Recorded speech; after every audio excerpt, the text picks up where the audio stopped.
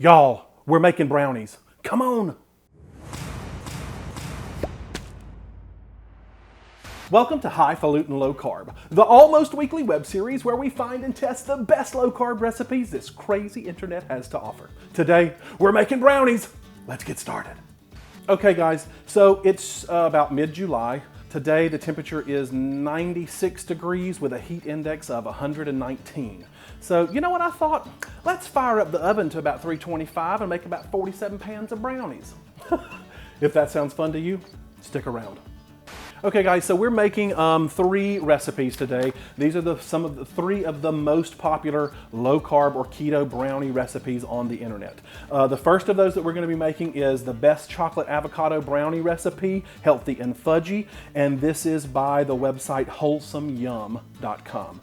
The second, it has a secret ingredient in it that you're going to be interested in. The second is nut-free keto brownie. I know a lot of you out there have nut allergies, can't use coconut flour or almond flour, and this is an option. It's one of the more popular options that doesn't contain any nuts. So we're going to be tackling that one, and then also that's by ditchthecarbs.com.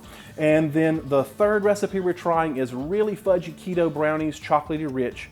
And that's by typicallyketo.com. This one does contain almond flour, but also contains actual real chocolate. So let's get started. This is the best chocolate avocado brownie recipe, healthy and fudgy. This is by Maya Krampf from wholesomeyum.com. Now, if you've watched this channel at any time, in the past, you know I don't give exact measurements for these recipes. I did not create these recipes. This is somebody else's very hard work that they did to make these recipes. So I'm gonna send you to their website for a lot of the very specifics. Our job here is to test these recipes, and I will let you know what I think about them. So let's get started. The first one, we've got the oven preheated to 325. She asked that we line a 9x9 baking pan with parchment paper, and that's what I've done here. And she says to put some of these little binder clips on the edge to hold the parchment paper up so we feel it. That's a pretty interesting idea. You're not going to bake those, obviously. They're going to come off. But before we put the batter in, we'll lightly grease that with some coconut oil spray. It's going to call for some real chocolate, and this is sweetened with stevia. She recommends Lily's, and I do too. I have used this in a lot of recipes, Lily's chocolate. This is not sponsored. Nobody's paying me to say this. They are insanely good. If you can find Lily's, some people say they find them at their local Walmart. My local Publix has them. It's not hard to find, but it's sweetened with erythritol and with stevia. She calls for 6 ounces of this. There's 3 ounces in a bar. So this is, y'all, this stuff is wicked good. This is just a regular dark chocolate. She makes some that are great for just eating, that are milk chocolate and salted almond and coconut and some other things. But let's just break this up. We're going to add it to a stick of butter, half a cup of butter. And she calls for doing this over a double boiler or in the microwave. I mean, to truth be told, a double boiler is obsolete for most of this chocolate work. You can just as easily do it, unless it's something very delicate and you're trying to make a ganache or something that you were nervous about. Just do it in the microwave. It's so much easier. But if you don't like microwaves, you don't have a microwave, don't want to use a microwave, don't. Just do a double boiler. But we're going to melt ours with a half cup of butter in the microwave. And Lily's, good. Lord, that is good. All right, I'll meet you back here. I'm going to do 30-second increments and just make sure this is melted. See you in a bit. We are back now, and as you can see, we have melted our stevia sweetened chocolate and the half a cup of butter, and it is a beautiful, beautiful color. And we just set that aside and let that cool.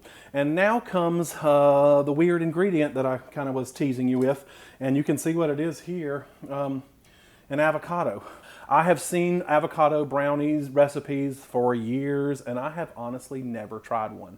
So we're going to do it today and see what's up. So this provides a lot of the fat, a lot of the creaminess, a lot of the texture, a lot of the fiber too as well. So we just, and I bought these avocados a few days ago, so who knows how they're going to look, They have such a short shelf life. Oh, they're fine. That's beautiful.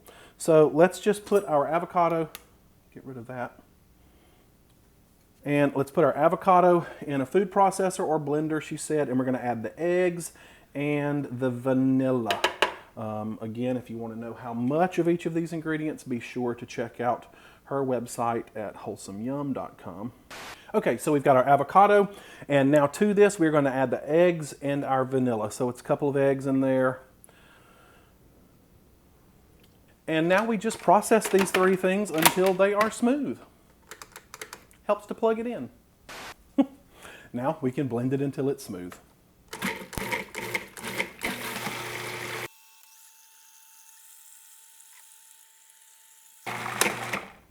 Okay, that's fairly smooth. Now to this we add the melted chocolate and butter and then puree again. So in goes our slightly cooled chocolate and butter mixture. It smells so good. It is so beautifully creamy and rich.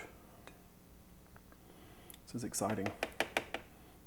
Okay, process this again until smooth. To this, we're going to add the dry ingredients, and that is almond flour, and always be sure to sift. You know, I say this every time, especially if you keep your almond flour in the freezer like I do. It tends to clump, and it's just good practice to do this. Also add this erythritol sweetener. I use Swerve. That's generally the easiest for me to find locally. And then also add your cocoa powder. This is a dark quality dark chocolate cocoa powder. I've made a mess and thrown it all over the countertop, but you won't do that. And let's just sift all this into a clean bowl. We're going to add this to the chocolate mixture and pulse it just a couple of times. It says you don't want to overmix this, although there's no gluten here. I guess overmixing it is just not a good thing. So we're going to add this. This is going to be full. You can do this in a food processor or a blender. I should have used a blender because it would have been larger. All of our ingredients are now in the food processor. We're going to just pulse it a few times. Just try to combine this. Scrape down the sides once or twice. You don't want to overmix. Let's throw it in our pan. Now, as you remember, we lined the pan with parchment paper, used the clips as she said, and I need to grease this. Butter would be great, coconut oil would be great. I have coconut oil spray, that's just the easiest to use. So it's lightly greased, and now this is pretty thick batter here. So we're going to carefully hope it doesn't spill out of here. And into the pan it goes, and spread it out with a spatula. All right, so now what we do is remove these clips. That held the batter up, the sides up for us to get the batter in. And this simply goes in to a 325 degree oven for 18 to 20 minutes. And then we're going to pull it out and let it cool. It says the top should no longer be wet, but still be very soft. So that's how you get soft brownies. You take them out before it looks like a baked cake, right? You want them to be kind of fudgy and kind of browny. So in this goes. I'll meet you back here in 18 to 20 minutes. All right, so we're back. The first recipe is cooling behind us on the stove. Part of what makes a brownie is the fudginess of that, and that structure only comes after it cools. It's not like a cake or some other baked goods or a cookie where you can eat them when they're soft. You really kind of need to let the brownie set up. So that's what's happening behind us. The first recipe is there. So we're moving on to number 2. And this is the nut-free keto brownie by ditchthecarbs.com. Again, look in the video description below. You'll see links to all of these recipes. I don't give exact measurements. Go visit their website. This, as you can see, starts with 6 eggs. You know how I feel about eggy breads, low-carb breads, and low-carb desserts that are just nothing but egg. So I'm concerned about that, but this is a very popular recipe. So to our eggs, we are simply going to add melted butter. Hold on, this is a mess, Lord. And also some softened cream cheese. We are going to add our granulated sweetener. I use Swerve, whatever you like the best, you use. And then this is our dark cocoa powder. I don't know if you can see it, but it is much darker than the other stuff we used. So in that goes.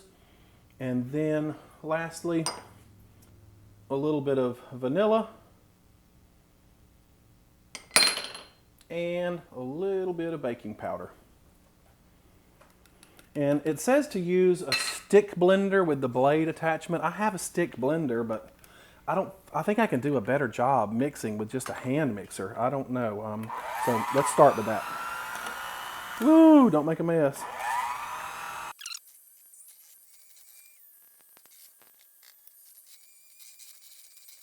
Okay, I've switched to a stick blender. Let's see what we can do with that. I think I can get a little finer. Oh yeah.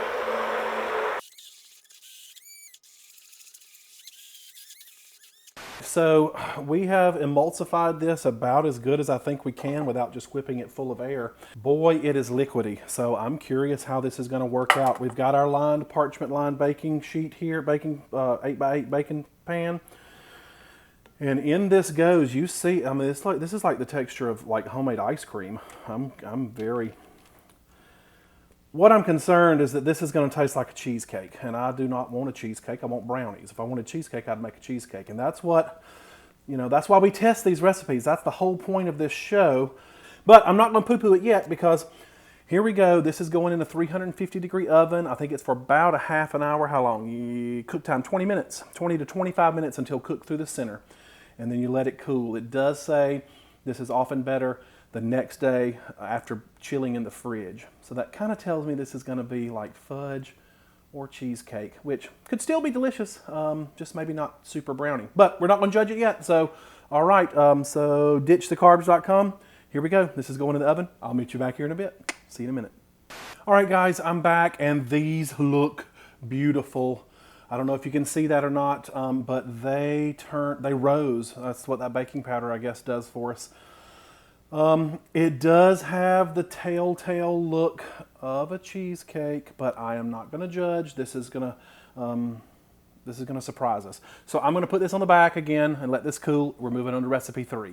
All right, so now we are on to the third and final recipe, and this is really fudgy keto brownies, chocolatey rich. And this is by typicallyketo.com. Again, check the description in the video description box below. There are links to all of these full recipes. So this starts much the same way as the others do. We're going to use an 8.5 or an 8x8 pan. We're going to line it with parchment paper, just like the others. And this does contain almond flour, but has something that the others didn't, and that is unsweetened baker's chocolate. I just used the Baker's brand. It also calls for cocoa butter, which I don't have, and apparently she knows that that is likely a difficult ingredient to find at a grocery store, because she says if you don't have that, you can substitute more of the Baker's chocolate. So that is exactly what I've done. So what we're going to do is we're going to use the microwave to melt this chocolate and this butter, and we're going to go from there. She says to start with the chocolate first, then add the butter. Okay, so we have melted the chocolate and the butter now, and we're ready to start building the base of these brownies. And to this, we are going to add liquid stevia and vanilla extract. I've combined them both into here just for ease of measuring. Okay, and to this, we're going to add some salt. The butter was unsalted. If you used salted butter, I would not add the salt, I wouldn't imagine. We're going to add salt, and we're going to add cocoa powder, and we're going to add the erythritol. Now, it is humid here today, so I'm going to sift this erythritol just to make sure. It does hold moisture just like sugar does. And we're also going to add the cocoa powder. So combine.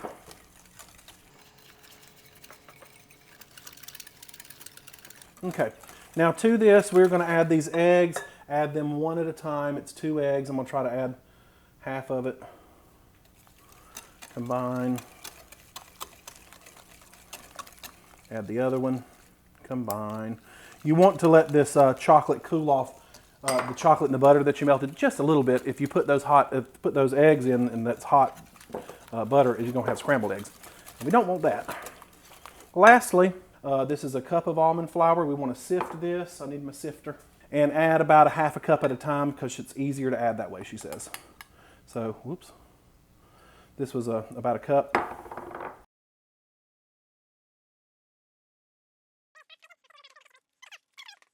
I'm going to line an 8x8 baking pan, pour this in, and this one bakes for, she says, oddly, 29 minutes. Not 30, 29 minutes.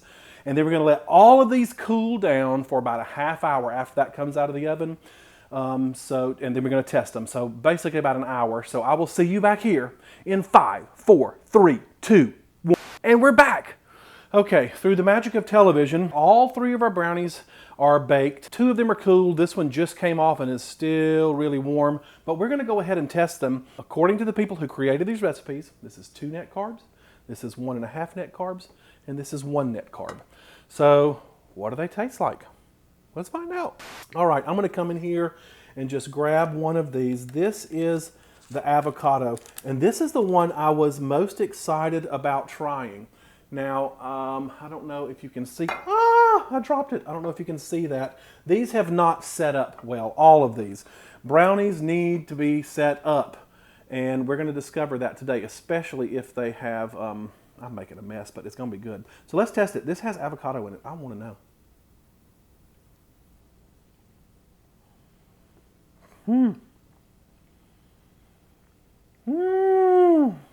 Okay.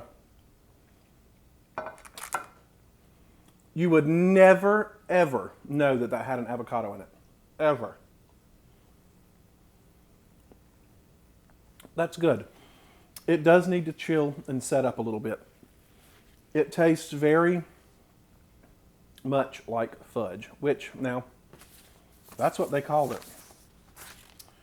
The best chocolate avocado brownie recipe, healthy and fudgy, and it is fudge. And if you remember, this had the chocolate bars that were stevia sweetened, the Lily's chocolate bars, and it really makes a wonderful flavor. Okay, so our second one, it is hard. It is hard to eat brownies on camera because they get stuck all on your teeth. You can't smile or laugh, so you'll forgive me. All right, so let's try this. This is the brownie that's nut-free, and it is super fudgy and beautiful. I was concerned. I thought this was going to taste like, look at that. I thought this was, that's pretty. I won't focus on it, but I thought it was going to taste like eggs. So let's see.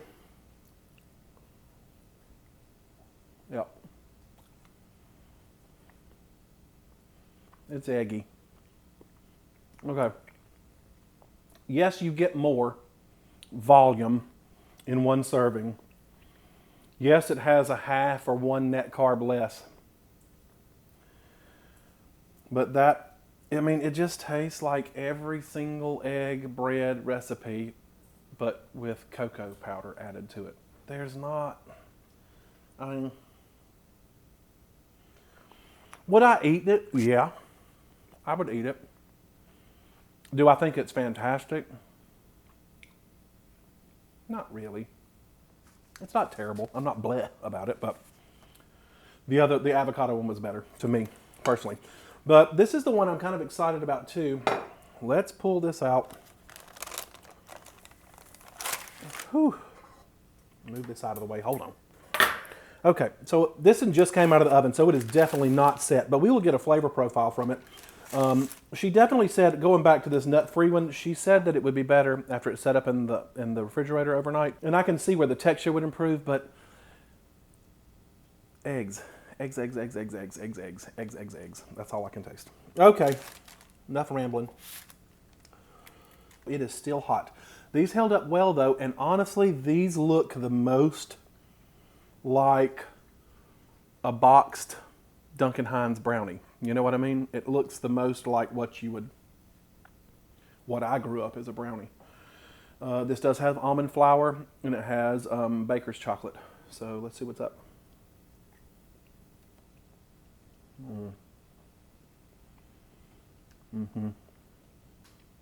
That's good. That is very good. Okay. Wow. Whew. So hold on. Okay. Those are thick. Of the 3, this is the most chocolatey. It is the most brownie-like of a traditional brownie. It rings all the bells that I wanted in this battle. That one right there. The typicallyketo.com really fudgy brownies. And she says, you know, he or she, whoever this is, says, we finally mastered the ultimate fudgy brownie, keto brownie recipe. Yeah, I think you did. That's great. I really liked the avocado one, but I will say that I think this is probably the better one because it actually contains real chocolate, the baker's chocolate, the baking chocolate unsweetened.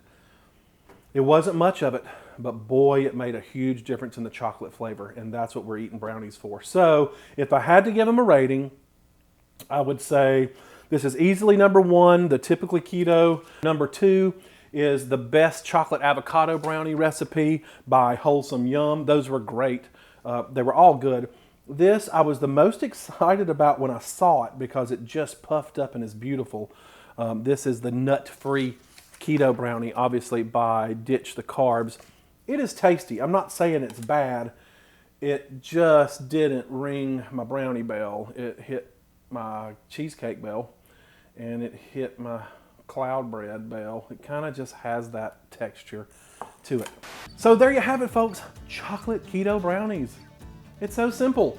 Find a recipe, make them, and tell me what you think. Have I missed one of your favorite low-carb brownie recipes? If so, let me know in the comments down below.